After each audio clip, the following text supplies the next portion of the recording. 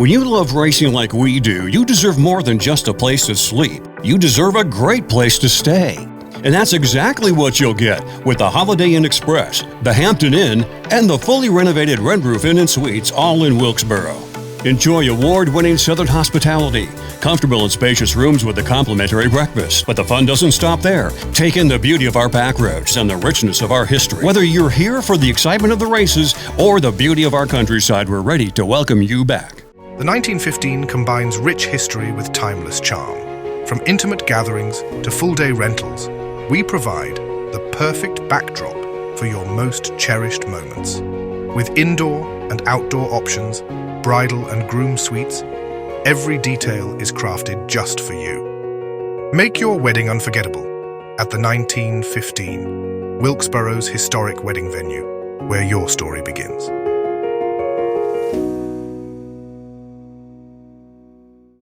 Closed captions for this episode of Life in Wilkes is brought to you by Deal Insurance Agency in Wilkesboro, an award-winning, experienced, family-owned and operated agency with service and coverage that goes above and beyond expectations.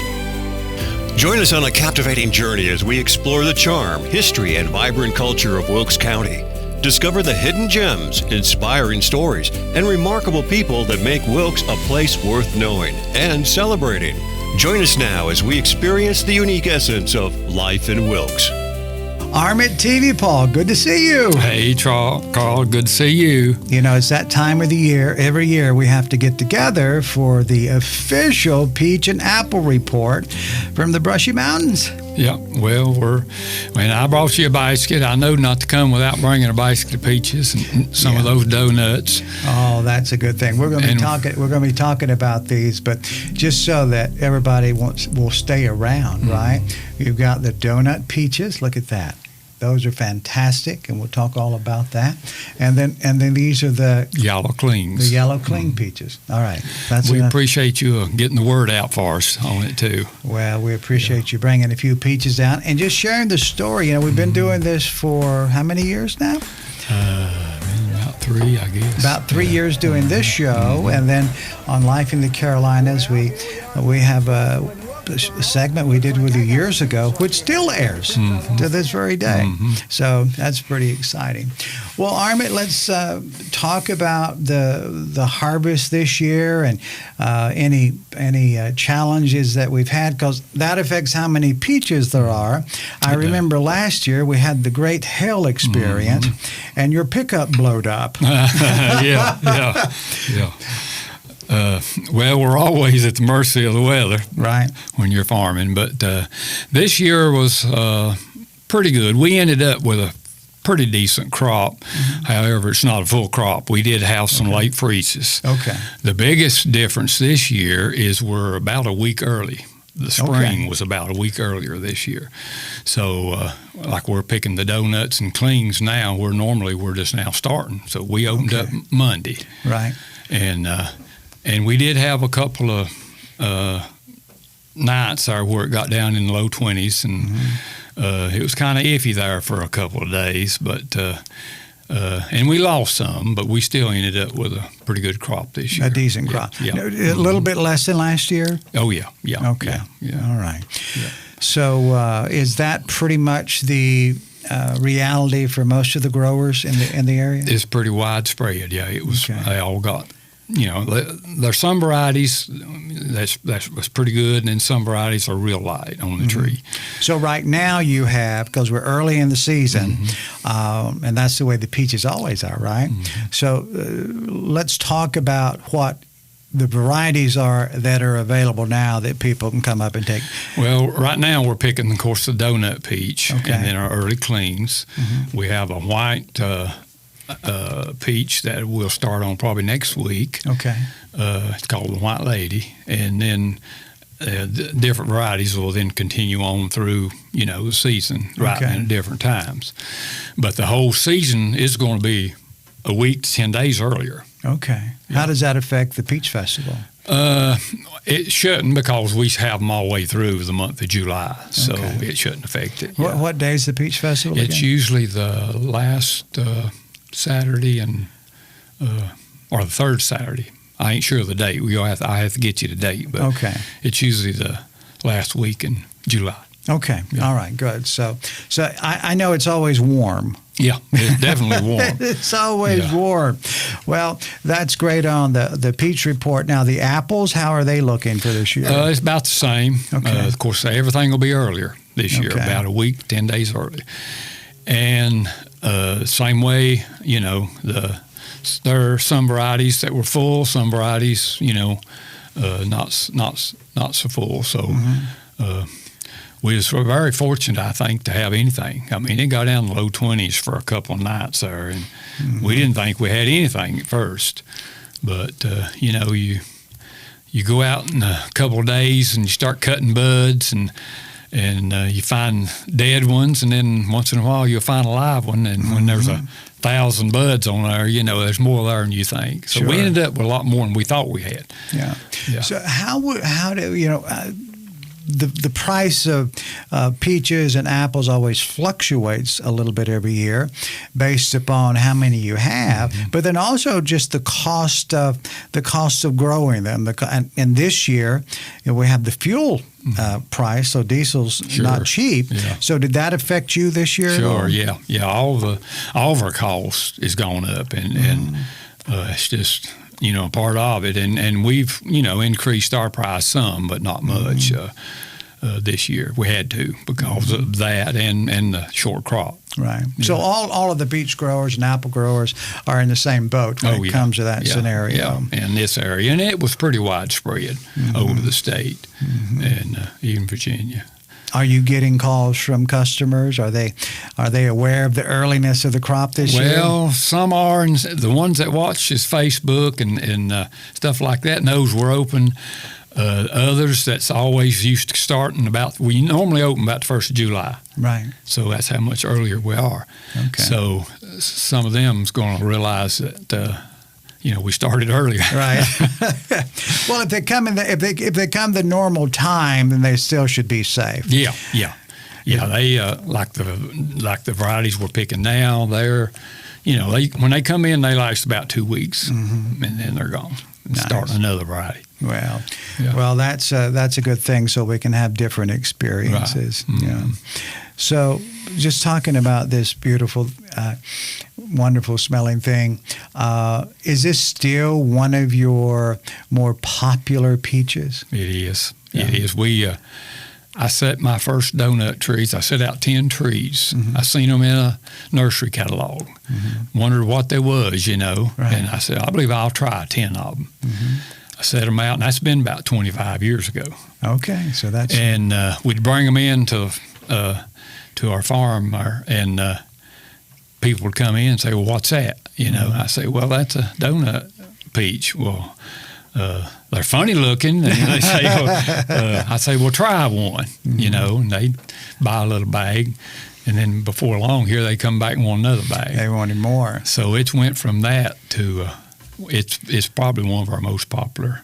So in this region, do people ever refer to them as a Saturn peach, or is it always the donut peach? This variety is the Saturn, but there's several different variety names, but they're all called donut peaches, right. Which ain't really the technical name. They come from China, and they call them pingtu there.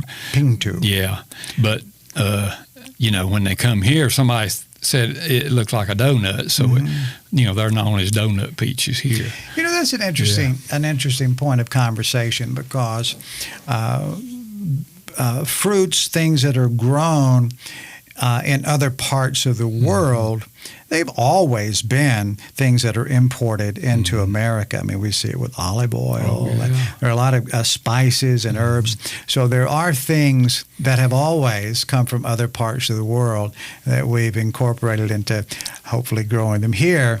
But there's always that history. People like to eat everywhere, don't they? Oh, yeah. I think I've heard that the original peaches that come to the United States was from China. Yeah.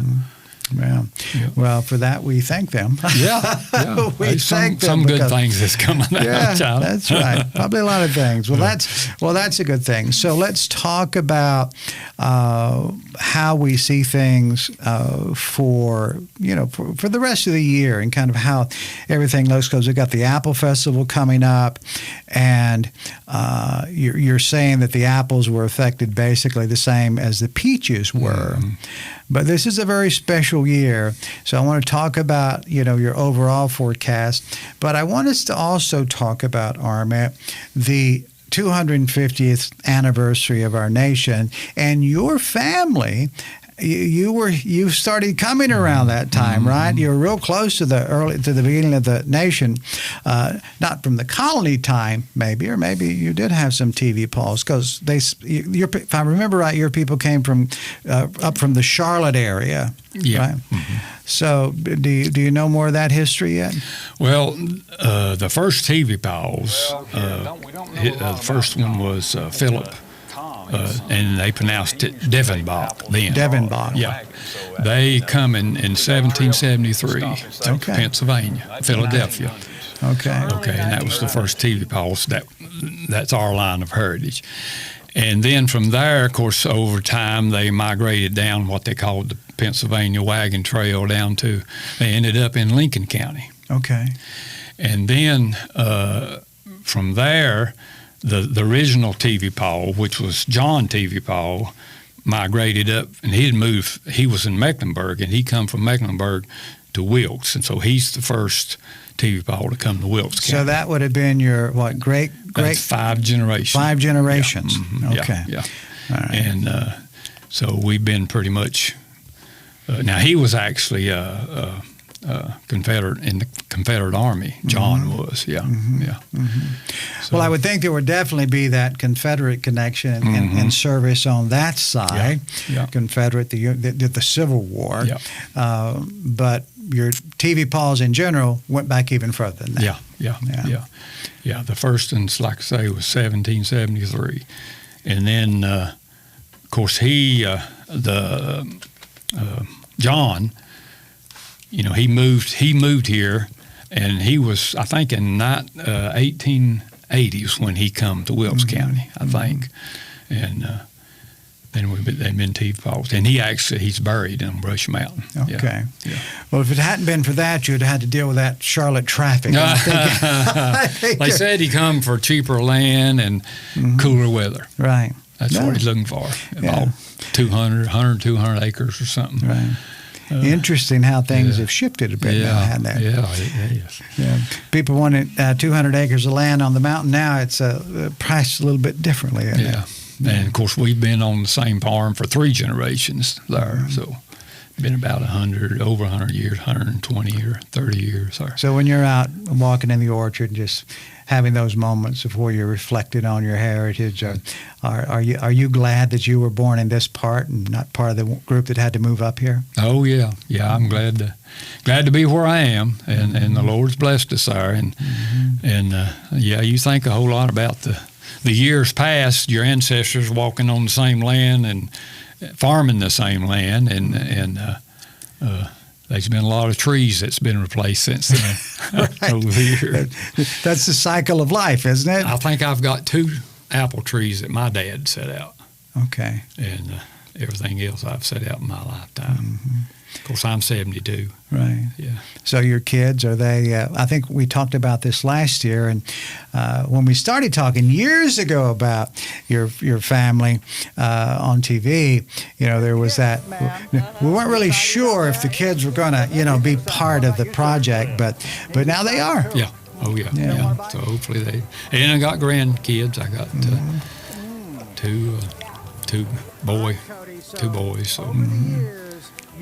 So the Tevepaughs are going to have a future in the orchard business. There's a couple more generations are coming. Yeah, there you go. I'm not trying to get you retired. I'm just, I think it's very interesting when especially in the side of American 250, or really any year, but now we're talking a lot about history and the people that made this such a special place, Yeah. So we've got our ancestors, and, you've got, when you have that family line that you can track back and realize you're part of that, and part of the evolution of not just of growing produce, but actually in being part of the great American experiment. That's right. Did you ever think about that? Yeah, it's part of history. I never was that good at history, but it's important to remember our heritage. Right. Do you think as we get older, we realize that maybe we weren't that big in it, but now we are it? Yeah, we are. That's it. So, yeah. Apple Festival will be coming up again, as we talked about for a few moments earlier. But the Peach Festival comes first, and that's going to be in Wilkesboro, right? Yeah. So a lot of, for people who haven't attended, we'll have all that information on the screen for this year. But then this fall, as we go into the Apple Festival, I called you maybe a few months ago, and we talked about doing more stories around the apple folk of the area, not just the Tevepaughs, but the others as well. And in that idea of celebrating America 250 and looking at our history and heritage.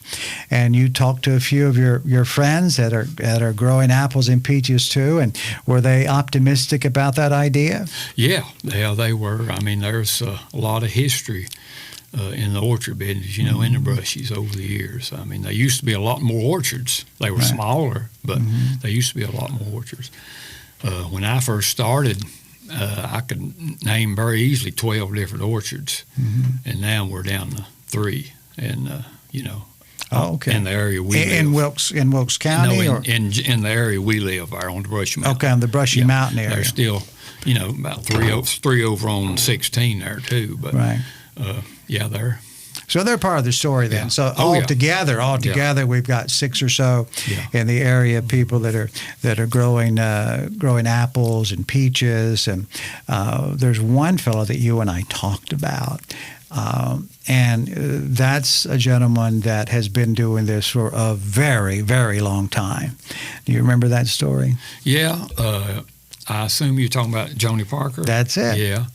Yeah, Joni's probably the oldest apple grower living, and he's pushing 100. Right. And he's still got a good mind, though. I mean, you see him out once in a while, but he could tell you a lot of stories about. Right. He can go back a lot further than anybody else. Isn't that amazing? You think about that at 100, and then you've got that heritage. I'm not sure if his parents were in the apple. Did his parents grow apples, or do you know? I'm not sure when they started, how many generations, but he could probably take you way back. Yeah. Well, that'll be fun. We're looking forward to reaching out to them and having that conversation. Yeah, you need to. Because it's. I think our heritage is important. Yeah. I think it makes us more rooted and grounded here, but in the Carolinas in general. I mean, we just have so much great history and people who have lived through a lot of things, right? And I would imagine a peach might have helped make the time go by easier. Oh, yeah. Yeah, I'd say it used to be my grandfather actually set out the first peaches. Back years ago, it was mostly apples. And he set out a few peach trees, and then we just kept, planting more and increasing our acreage. And was he the first on the Brushy Mountains to plant peaches? I don't know if he was the first or not, but he was one of the first, yeah. And it's just kept on growing to, now it's pretty well known, Brushy Mountain peaches. Yeah, that's great. I mean, people come from all over to enjoy those. And there are peaches grown in South Carolina and all over. But I think do you hear those stories? I've heard the stories, and I imagine you have, about that drive up the mountain. And having that experience is something that, I don't know if there's another place in I know in western North Carolina, we've got some great apple growers there as well. And I think they grow some peaches too. Oh, yeah. But there's something about that Brushy Mountain Road that is hard to duplicate, isn't it? Yeah. Some likes it, and then some says, I wouldn't want to drive that every day. Well, you're the one telling me about the back way to get out, and it is less. We got 3 different ways really you can come in. Right. come in off 115, or you can come up through Alexander or up Brushy Mountain Road. But it's crooked either way. Yeah. Yeah, but it makes it the special experience of getting there. Yeah, some people say, "Is there a better way out of here?" You know, I said, "Well, I can tell you a different way, but it's still going to be crooked." Yeah. Well, you could say, "Well, you know, you buy another bushel, and I'll tell you I'll tell you the easy way out." No, of course you wouldn't do that. But now you said Alexander County, so Alexander is just next door. That's Taylorsville, right? In that area. So, have you gotten any word about how they're doing over there this year? I think everybody's about the same. Okay. Yeah.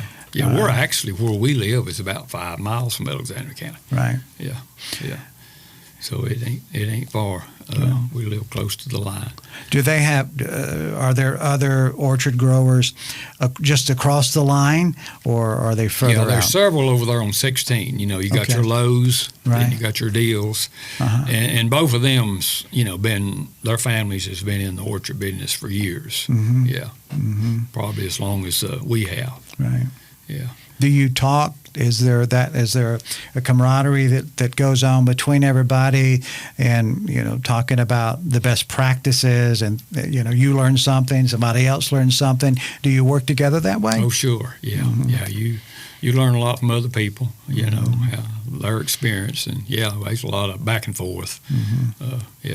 Are you doing blueberries yet? We do have. They're not hardly ready yet, but we do have your pick your own blueberries. Yeah. Oh.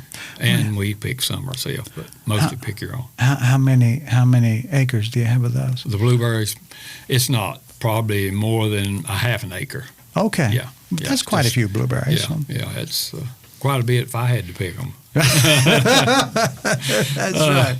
What little I pick, I tell people that. I'm giving you the blueberries. You're just paying me for picking. That's a slow process. There was a place a few years ago that they said blueberries, and I pulled off, and I thought I was going to go buy some blueberries, and because they're good to eat, they're good for you, and I got there, and there was a stand, and the lady was there and said, I said, "I'd like some blueberries." She handed me the bucket and said, "Go pick them." Yeah. And you're right, it takes a while to pick blueberries. Takes a while to fill up a gallon of blueberries, yeah. Peaches are easier to fill They're up. They're a little bit larger this year on account. They had a little bit of freeze damage, which, even the peaches, like this clean peach, a lot of years are not that big, but so the freeze damage makes them bigger? Oh yeah, there's less on the tree, so they naturally get bigger. Yeah. All right. Yeah. Well, that makes sense. Yeah. So for those who like bigger peaches, it's actually some colder weather taking off the competition on the trees, not the vines, but the limbs. Then it makes bigger peaches. Yeah. And we do the same thing ourselves. If you have a full crop, we have to go in there and pull a lot of them off because they'll overbear, Okay. And then you'll have smaller. You'll just have a lot. Yeah, you'll have small stuff, yeah. Right, and then that's not a good. Does it affect the taste? Naturally, a bigger one. Yeah, less on the tree, the better the taste. Yeah, okay. Yeah, because they got more flavor. All right, more sugar concentration, the natural stuff. Yeah. All right. Well, Armit, that's some really good news. Every year, it's there's a lot of similarities, but there are things that are always constant. Before we end, we've got a few pieces of business to take care of by tasting these wonderful-looking peaches. But last year, you told me about your pickup almost blew up, hit by lightning, and then the big hailstorm pitted a lot of the fruit, the peaches and the apples. Yeah. Right. Yeah. So how are we? Number one, have you blown your truck up this year with lightning? and then number two, and you answered this a little bit. We can talk about it a little bit more on how the fruit looks this year, because this looks very clean to me. Yeah. We'll have a good crop. And, there'll be plenty of peaches at the Peach Festival, too, because we got 3 growers that'll be down at the Peach Festival. Okay. And there'll be plenty of peaches there. But as far as the quality, it's about average. Like I say, they're going to be a little bigger. But we hadn't had no so far, no more of the hailstorms, and that could happen from here on out. You know, that can happen anytime. Okay. It happened like the 8th of May last year, but and it was devastating. You know, it completely wiped out some orchards. It wiped out one of mine. So, you know, when you're in farming, you never know. You never know what's going to happen. You can get them hailstorms just any time, and the later they come, of course, the worse it is because you've got more invested in them, and they're going to do more damage. You know, if a hailstorm hit a ripe peach, you know, it's going to pretty much make juice out of it. Right. Where if it's a small peach, it's hard and green, and it'll grow out of it somewhat, heal over. So if this peach gets hit with a hailstorm, because that's soft already, I can feel it. Yeah. Smells really good. But if it gets a hailstorm, it's gonna just destroy this peach. Yeah, it just make mush out of it. Yeah. And peach mush might not be.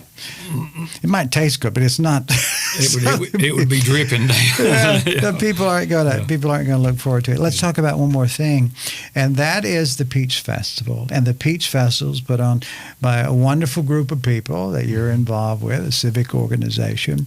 Would you talk about that for a few minutes? Well, it's put on by the Brushy Mountains Community Center, and like I said a while ago, there'll be 3 peach growers down there, along with all other kind of you don't want to buy crafts and stuff like that to buy. And I don't have the date. I'm sorry. I should have got the date on it, but it's always the 3rd week or 4th week, I think, in July. So that's in July for the peaches, and then the apples. The Ruetan Club is first Saturday in October. Right. That's an easy one. But talk about for a moment the amount of work that goes in that from an organizational standpoint. Quite a bit. I'm sure there's a lot of planning has to go into both festivals. You know, the Apple Festival is probably one of the largest one-day events around, you know.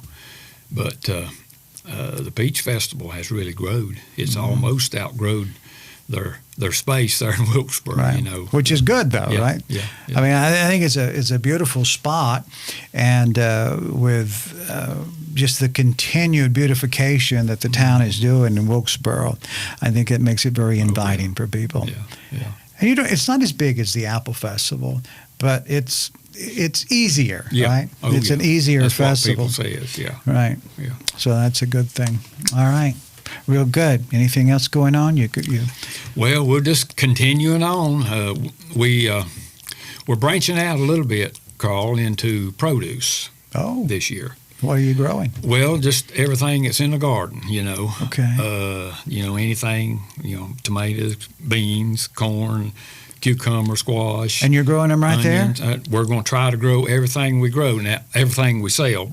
However, there's going to be times that, you know, we won't have our own stuff. And I found a place where I can get, you know, local and local stuff. They specialize in local produce. So we'll use that kind of to fill in, you know, when I don't have stuff. So that's one thing different that we're doing. Was that because people were asking for it? Yeah, we have a lot of people to ask for that kind of stuff, and you know, we already have the traffic flow there, and it seemed like a good fit, you know, produce. Who's picking the green beans? Well, yours truly, probably. I ain't looking forward to that. We haven't got any ready yet, but I remember growing up, and greens beans were always in the summertime. You know, when everybody else would go to the beach, it's like, well, you got to get the green beans done first. Yeah. So we're looking forward to seeing how that goes. All right. Well, that's a new thing for you. So people, I mean, you've had a few things. I know you would have honey at your stand, and I've seen we've got jam, jellies, candies, them Raider knives, you know, all that kind of stuff. Yeah. But things that are grown there, I think that'll be specifically interesting to people, knowing that it's coming out of the garden right there. Yeah. Nothing like fresh produce. Yeah. Well, Armit Tevepaugh, we've done it again. Yeah, we have. To the official 2026 Peach and Apple Report. And we come to this very special moment that we have to taste one of these. Yeah. Yeah? Yeah? You gonna join me? I believe I'll just watch you. I've been a I'd rather have this water right here, to be honest with you. The water? Mm-hmm. But hold on a minute. Let me give one of these to Tim. No. Tim, at the first of the year, he starts saying, when are the peaches going to be ready? I said, well, it's January. They're not going to be ready for a while, but didn't have to wait too long, though, right? Right. Carl, when you're out picking these things, and you come across one that's soft, too soft to put in the box, well, you take a couple bites, you throw it down. Right. Well, then you find another one, take up. And, when you do that all day long, you really kind of get tired of it. That explains that. That's the reason I'm not. That explains that juice stain on your shirt there. You picked these this morning. Well, here goes. Just like you remember. Just like I remember. That's great. That's great. This would kill a diabetic probably. I mean, they'd just be gone, especially if they like it. They're so sweet. But I think is it true that with all this fiber, all the naturalness that's going with it, when it's a little sweeter with the fiber, it's okay? Yeah. It's different eating like your carbs, Right. It's different eating them with fiber than just eating something that don't have no fiber with it, Right. which with fruits you do. Right. You got that fiber. So that's your excuse to go ahead and go chow ahead. down. Go ahead. Go ahead and eat this thing. Well, when you have bad health moments, you need to have something to give a good reward. Yeah. And the fresher it is, the better. Yeah. This could bring about world peace. What a great thing. Tim, how's it back there? I haven't tried it yet. You haven't tried it yet? Fingers don't. Oh, all right. That's probably good for this. He's thinking about sticky fingers. Yeah, and messing up the keyboards Yeah, back there. yeah, That's probably good. Well, this is absolutely wonderful. How many people have you seen in your shop, the produce stand there, have their first bite of this peach while they're there? Well, believe it or not, a lot of them don't. Some of them do taste it, but most of them, they wait till they get home and they've already had them. They know what they're getting. They know what they're getting. Yeah. Well, I'm pretending like I don't know, but I do know. And my gosh, they're great.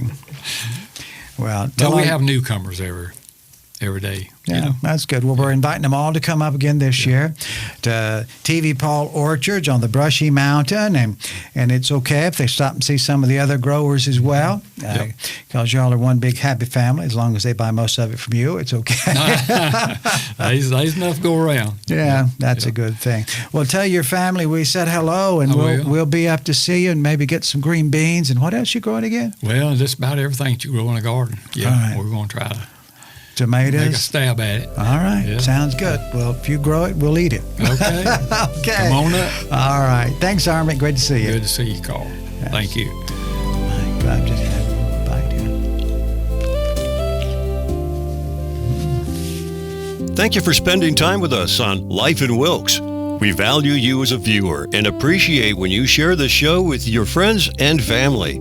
Be sure to bookmark our channel and join us again on the next episode of Life in Wilkes.